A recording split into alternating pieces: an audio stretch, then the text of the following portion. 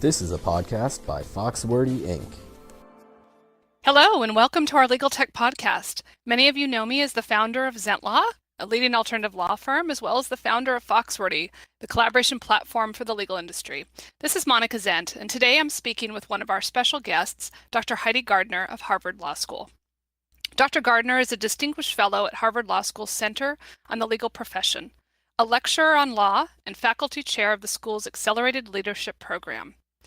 Previously, she was a professor at Harvard Business School. Her research, teaching, speaking, and consulting focus on leadership and collaboration in professional service firms, and her book, Smart Collaboration: How Professionals and Their Firms Succeed by Breaking Down Silos, has just been published by Harvard Business Press. Professor Gardner earned a master's degree from the London School of Economics and a doctorate in organizational behavior from London Business School. Previously with McKinsey & Company and as a Fulbright scholar, she's lived and worked on 4 continents. What lawyer wouldn't want to earn higher margins, inspire greater client loyalty, attract and retain the best talent, and gain a competitive edge? Based on over a decade of research, her new book, Smart Collaboration, reveals these significant tangible benefits for lawyers, their firms or companies, and their clients. The caveat: not all teamwork is smart, says Dr. Gardner. Lawyers need to execute it efficiently, recognize the investment period required to develop the skills, and stick with it long enough until those rewards kick in. There is a lag period, and too many people give up before the ROI turns positive. Heidi, it's an honor to speak with you again today about one of my favorite subjects in legal tech, collaboration. Thanks for having me, Monica. As you know, this is a subject that I'm passionate about, and so I always appreciate an opportunity to talk about smart collaboration. Great. Well, before we dive into your book and the findings it presents, let's take a step back and start from the beginning. How did you get into all of this? What led you on this journey? It started when I was a consultant for McKinsey & Company. I worked, as we all do at McKinsey, in lots of team-based projects, and my observation was that some of those teams really outperformed others. While we always delivered solid work, some of the teams really had exceptional experiences together, both from the perspective of the client and what we delivered, and from those of us who were working on the team. And I was determined to dig into these ideas about why some teams are better than others at leveraging their members' expertise to deliver superior client service. And so after 5 years, I left McKinsey to pursue a doctorate in this, and I've been studying it for the last 20 years. Wow, fascinating. That's a great segue into our next sort of topic here, of course, which is, why is collaboration essential for lawyers? Lawyers today are more specialized than ever, but their clients' problems are increasingly complex and multidisciplinary. So what clients want is for their lawyers to understand their issues deeply enough to offer sophisticated advice and to line up the right legal team to deliver it, no matter where in the firm those experts reside. So my empirical research shows that firms earn higher margins, inspire greater client loyalty, attract and retain the best talent, produce more innovative work, and gain a competitive edge when the lawyers can collaborate across boundaries. Individual lawyers benefit too, which often comes as a surprise to people. But we find that working on cross-practice matters helps them to develop the knowledge, skills, and confidence to tackle increasingly complex and multifaceted problems. And lawyers who don't collaborate risk becoming overly niche players whose expertise will become more and more commoditized. Absolutely. I mean, I believe that last point essentially is very true. And we're seeing that now. How were you able, through your research, to connect collaboration with profits? Well, I've got a research team that includes mathematicians and economists and a whole range of people. So we are really living the collaborative experience through this research.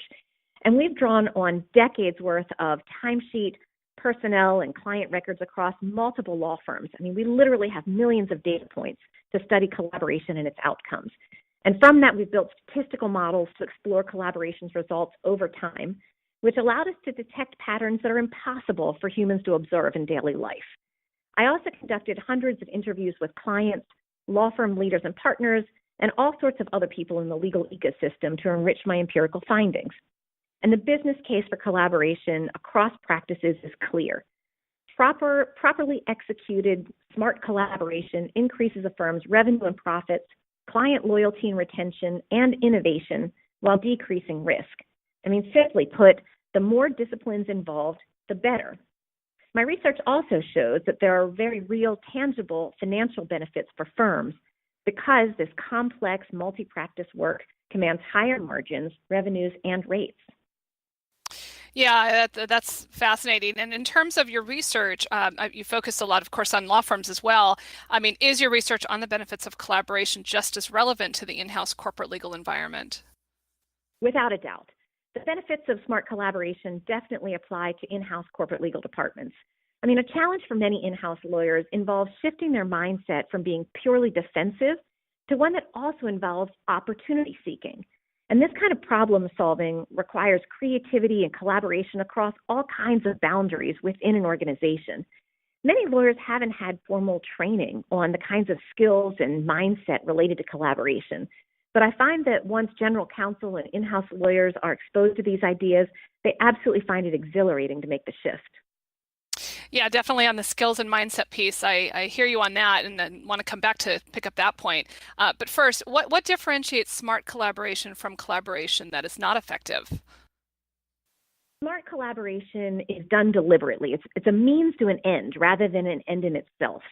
And so it means that people are joining together their specialized expertise and integrating it in order to solve complex, sophisticated issues that none of them could tackle individually. Smart collaboration is different than handoffs. It's not just assembling different experts in a divide and conquer approach. And it's not just when one expert, one lawyer takes a piece of work and builds on others' prior contributions and then hands it off to the next expert. Those are important skills for lawyers to have, but it's not the same as true collaboration. Smart collaboration especially is not cross-selling. That's the practice where, a lead partner refers work or introduces a colleague to his client so that newcomer can provide more additional discrete services without truly integrating their expertise or with little oversight perhaps from the originating partner. Simply put, that kind of cross-selling is the professional equivalent of McDonald's tagline, "Do you want fries with that?" And clients hate it. Yeah, for sure. What do you think is the biggest obstacle for lawyers that can inhibit collaboration? Well, for some lawyers, the firm culture or a distrust of colleagues or prior failed attempts to collaborate, they've all created this negative feedback loop, which somehow has reinforced their perception that collaboration isn't worthwhile. And I've worked with many professionals and studied them, and they don't collaborate because they're just not used to working in teams. They're much more comfortable working in these competitive, individualistic settings. At law schools, we're somewhat guilty of fostering this sort of mindset because we often create a competitive environment where students are competing against each other for grades, and that silo mentality is then reinforced by strong firm cultures. But there's a lot of reasons why people don't collaborating, but changing their perception of what smart collaboration is, the kind of integrated, sophisticated, multi-practice work that I'm advocating, that's a really hard step. But fortunately, even the most jaded lawyers respond to hard evidence that we've collected. Mm-hmm. And you touched on mindset and sort of skills and so forth a little bit earlier. What does it take, in your opinion, to be a good collaborator? I think it takes courage. People really need to step outside their comfort zone in order to unearth the kinds of problems which truly warrant smart collaboration. People need to be willing to engage in conversations with lots of open-ended questions to their clients about the most vexing, complicated problems that those clients are facing, and be prepared to go out on a limb even when they're not themselves the deep expert in that domain. They've got to be able to ask some smart questions and then be empathetic and proactive enough to go back into their department or their firm and help to find the people who they can team up with to address those complicated problems. That takes courage. Yeah, and very interesting indeed. Foxwordy is a collaboration platform for lawyers with built-in transparency in teams and more. How can lawyers most benefit from adopting technologies such as Foxwordy for their department or firm? And how can technology facilitate smart collaboration? I think facilitate's a really important word. Technology can help smart collaboration occur more easily, especially as virtual teams expand across the globe. So it can help make performance management more powerful and palatable, maybe not fun, but it can promote, ownership and transparency among team members. And if you combine it with a search function to generate more collaboration opportunities, that can be really useful and generative. Other people on the team can see progress, and that acts like a motivational success story in and of itself. And on the flip side, people who gain through selfish hoarding behavior become more obvious. Far more effective than waiting for annual performance reviews. If you can see this happening in real time and take intervention, that is really powerful. But, technology is not a panacea for smart collaboration. It can only support collaboration as part of a robust performance management system and culture. But I predict that it's going to become indispensable as technology-savvy professionals rise up through the ranks in these firms. Yeah, I know. I've made similar points as well, that technology itself, and irrespective of culture, is not just alone a solution. We've got to have that culture of collaboration and have that that willingness to embrace what it means to be a courageous collaborator. In addition to using Foxwordy's collaboration platform, what are some other steps a general counsel can take in their legal department to get their department engaged in smart collaboration?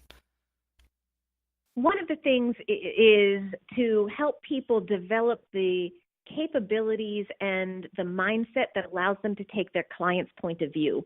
Unless they can unearth those opportunities where collaborating with other kinds of experts is truly value add, it's going to be hard for them to figure out when to deploy collaboration as a smart tool. And so equipping them with better business and strategic insights and helping them understand the way that their own clients think is hugely essential. One of the other issues, though, is deeply interpersonal, and we need to trust somebody. If we're going to open up an important project or an important client relationship to somebody else, we need to trust them both at the level of believing that they're highly competent to provide high-quality inputs, and we need to believe that they are trustworthy in the interpersonal sense. We need to believe that they're not just credible, but they're also well-intentioned and they're decent people to work with. I think general counsel would be well advised to take actions that foster familiarity and trust amongst the people that they would hope to be collaborating. Yeah, great points, and absolutely why we built an enterprise social platform with Foxwordy to foster sort of those social and interpersonal connections in the course of collaborating in a workflow sense. In addition to courage, I would say, what skills would you say should law departments and law firms look for in people who will make good collaborators? Well, one of the things that law firms could learn a thing or two from corporates as well as from some of the consulting firms is the techniques that are used to identify people who have exhibited these skills in the past.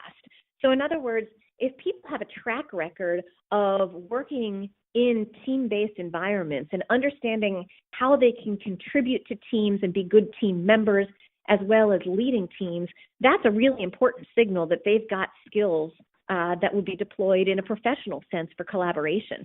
And those kinds of opportunities that people have if they're, coming out of school may have looked very different than a professional collaboration. They might be anything from team sports to student government to civic activities.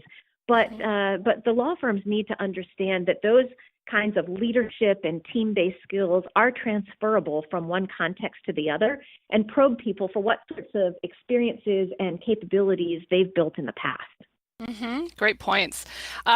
What is next for your research?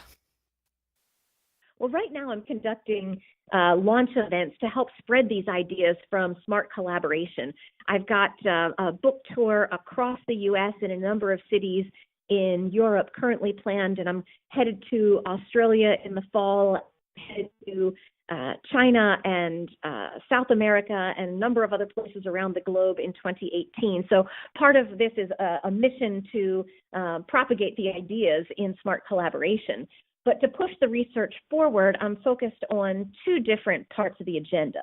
First, I'm taking a deeper dive into examining the relationship between collaboration and gender, which is a highly provocative area, and we want to make sure that we have a strong research base before we come out with statements about that link. And second, I'm focused on gathering data to understand some of the long-term outcomes of different kinds of initiatives that firms are undertaking to foster collaboration. So we want to have as strong of an empirical base around the how-tos of collaboration as we've already built around the rationale and the why of collaboration.